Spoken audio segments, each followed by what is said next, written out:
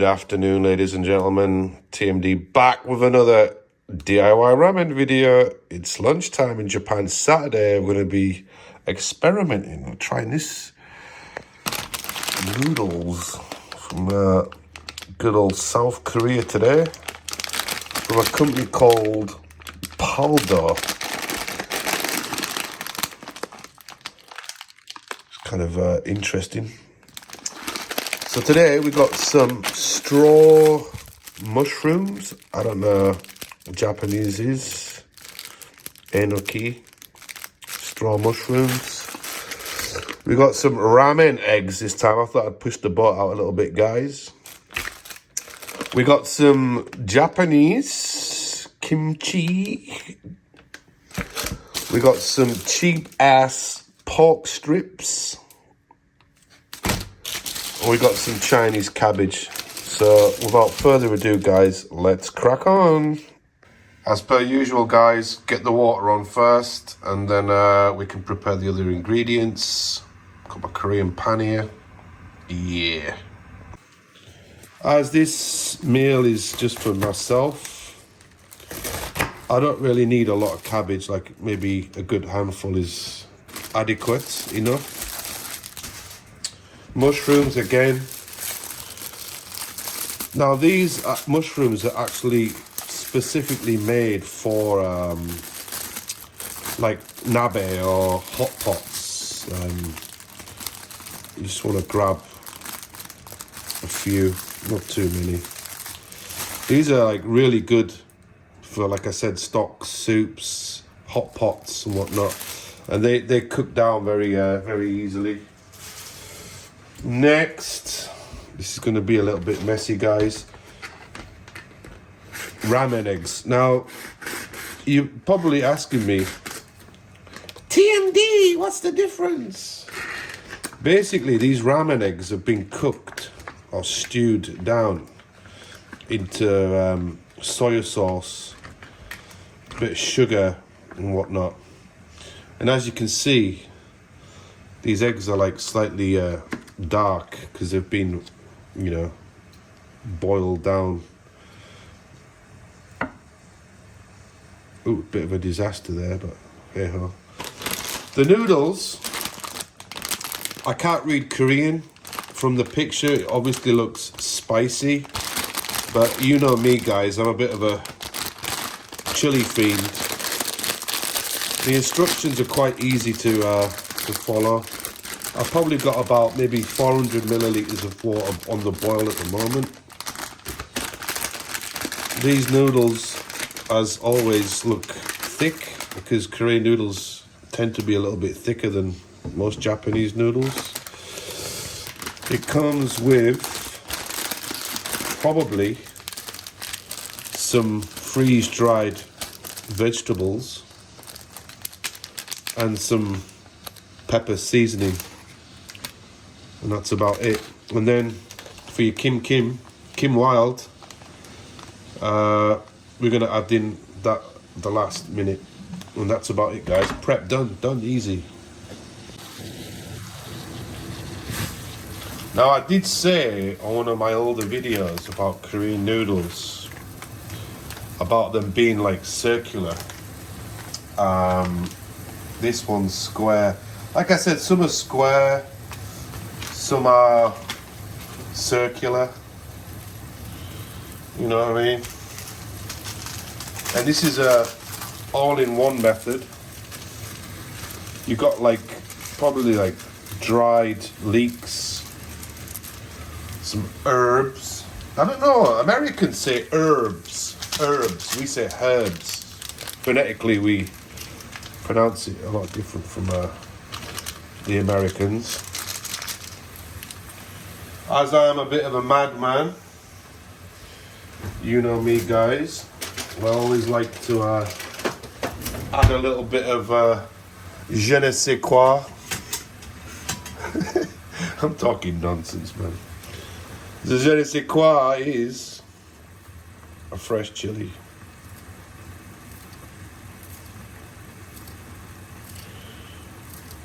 These chilies are actually kind of like weird. because they're not super spicy. They're not like Trinidad or scorpions or ghosts. But sometimes when I get them stuck at the back of my throat, I sort of like gip up. Boil that down, man. Boil that down. This is something that I've never seen in the UK. And I don't know what... It's basically like stock. It's like pasty stock, like chicken stock or some sort, like from China or something. This will actually give it more dense flavour, because when you're using like more water than you should, sometimes I feel that if you add too much water, it loses the like impact of the sauce. So if that does happen, you can check the broth. I'm opening my kimchi at the moment.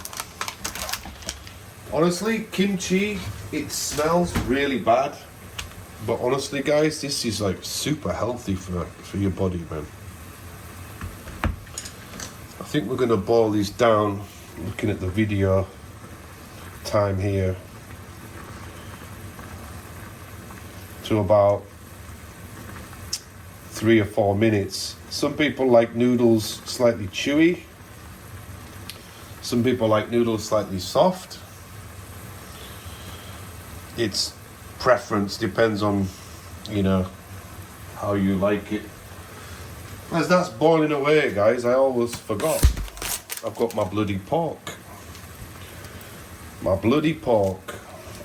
Because this is like very thinly sliced, this won't take very long to you know, cook. Bang it all in, I'm not mucking about today. So my meat's in. So the meat from the the fat from the pork is going to add a lot of taste to the broth. So I'll give it like a porky, meaty vibe.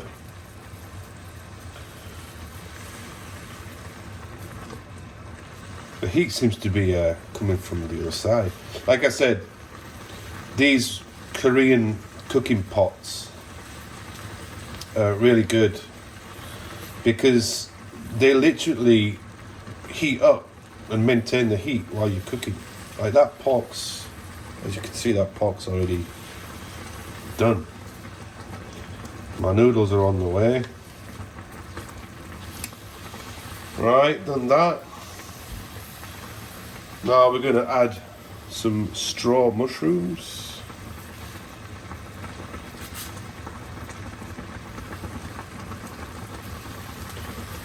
The egg and cabbage can go last.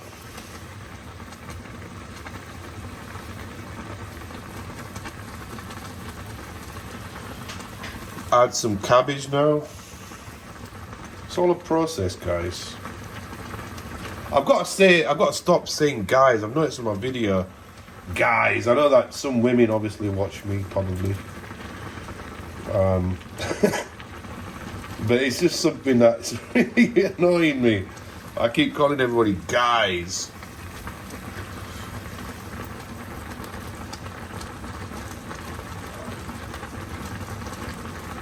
So already, it's looking grand.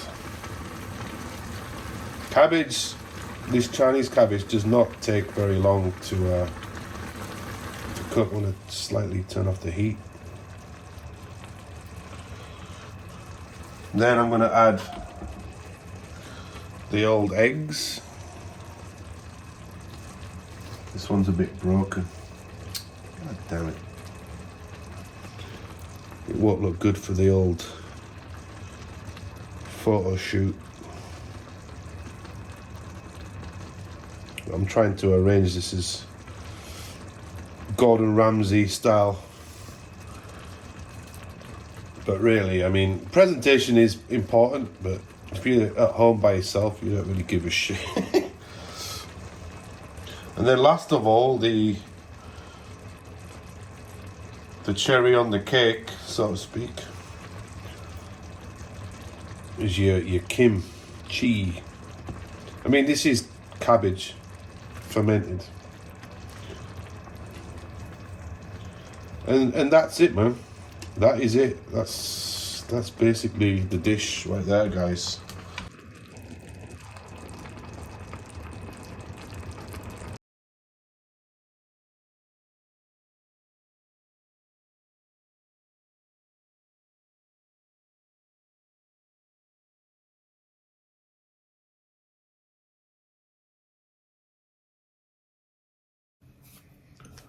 Mas.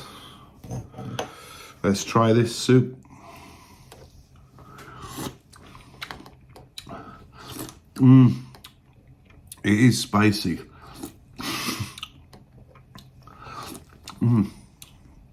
That's proper heat. Proper heat.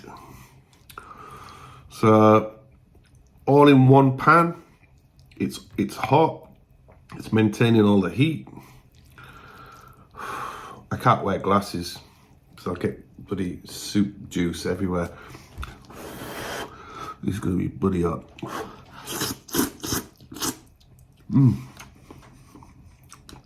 Noodles are chewy, that's how I like it. I had ramen last night. My local ramen shop. I was kind of annoyed because the ramen that I always eat at this restaurant, they actually the chef from the restaurant, it's kind of weird in Japan because a lot of these restaurants in Japan now are employing foreigners, right? And they're normally from Vietnam. And when these chefs or masters come in, they tend to mess up the actual preparation and skill of making ramen. I don't know why,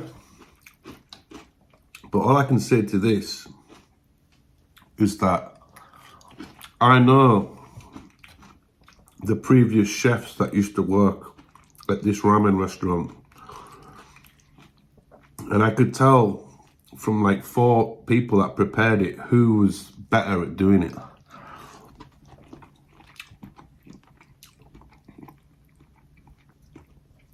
Maybe the stock changed, I don't know. But when you've been eating this ramen for over 7 years, you know how it should taste. Those eggs are nice. And last night I was thoroughly disappointed.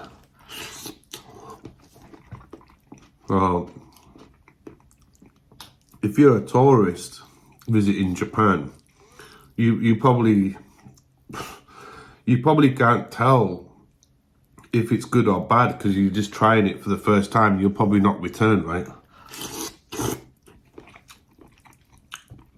But for people that live in Japan that eat the same bowl at the same shop, you can tell the differences massively.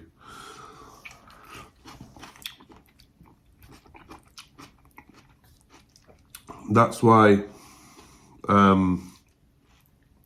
tourists, when they come here, they think that everything's amazing. But in actual fact, sometimes it can be a little bit off. You know what I mean?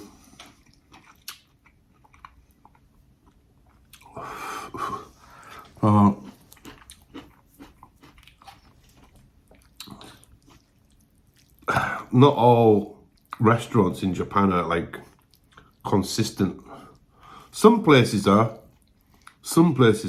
but it could be the water, the broth, the pork. I don't know. It just didn't taste very well good. You know what I mean? And it's the same thing for people outside Japan or places that you visit or eat at. You can tell, like, oh, this dish is slightly off. It's not as good as it was last time.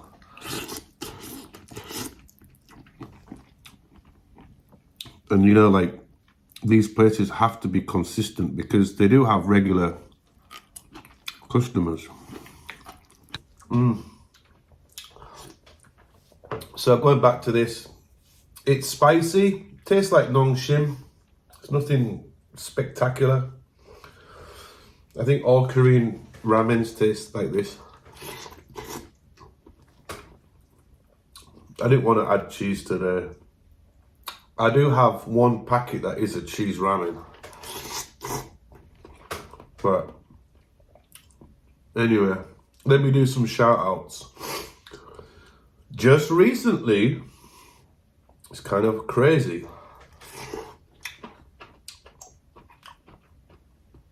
My YouTube channel has had some growth a little bit. When I say growth, I mean very little growth, but kind of good growth.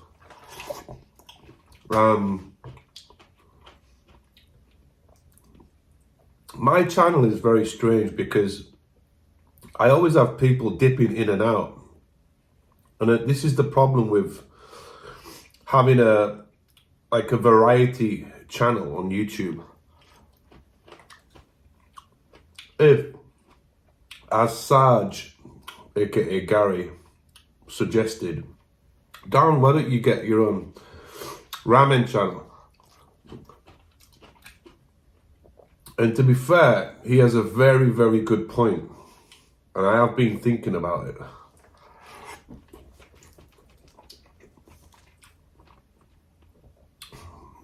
And start from scratch, you know? Because I personally don't mind people's channels being a variety channel. I actually prefer it. Because, I mean, don't get me wrong.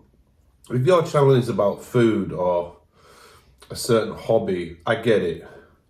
You're going to target that. But for me, talking about one thing on one channel would just frigging bore me to shit. You know what I mean?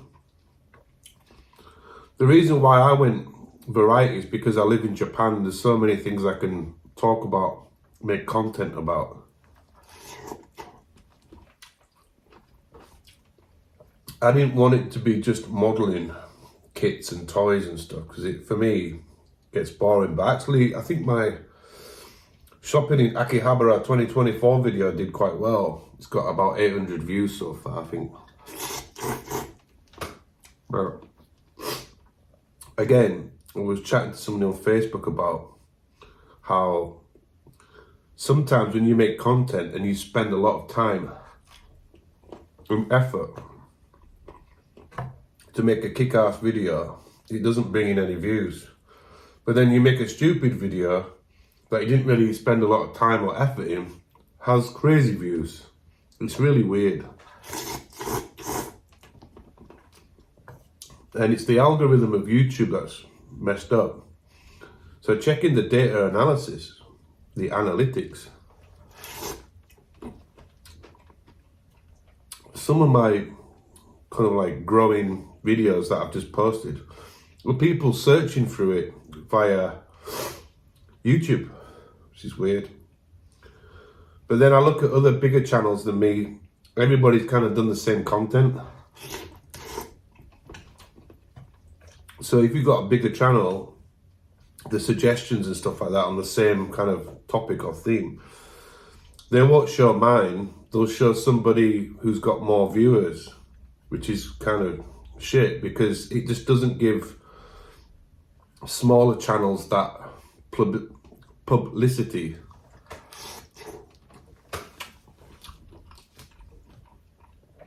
in getting people to view your stuff. You know, it was like my Godzilla hamburger video. Average duration 3 minutes, and when I looked at it, it was like 3 minutes was like the intro of like the McDonald's advert. Like, people can't wait 3 minutes to wait for me to review food, you know.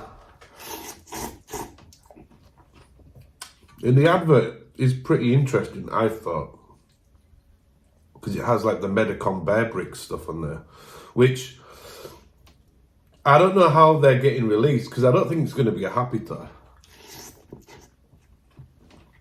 I don't know. I need to research about that. So as I'm getting down to the bottom of this ramen, it's not getting sickly, but yeah, the same taste. I could do with some like sauces like sesame or sesame oil. Some more green veg, maybe. I don't know.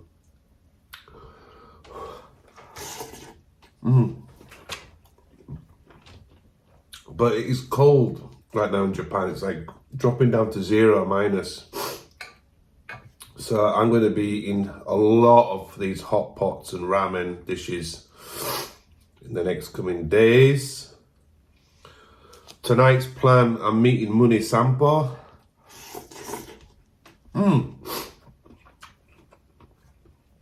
This is a good time to bring this up. So tonight we're going to be doing some filming at a Filipino bar. So it's going to be interesting because they have like Filipino foods, some dishes that I've never tried. Some dishes I have tried and made myself at home.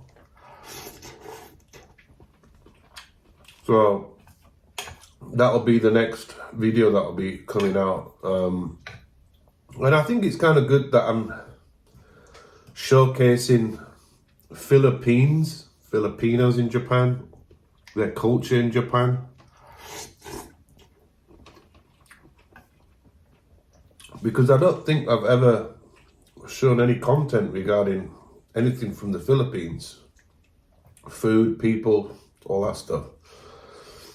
So, you know, it might be a good opportunity for me to make this video. You know what I mean? I'll end the video here, guys. But thank you all for your support. Don't forget to hit the like and subscribe button. It's been amazing recently. I've put a lot of work into this YouTube channel recently. I'm kind of like a bit tired out from it. I need a rest. So I might have tomorrow off and not make any content and just spend like 2 days editing. My plan was to release videos every day at like 6 p.m. Japan time. So if that works out for you guys, let me know in the comments. But I'm going to say goodbye. Peace.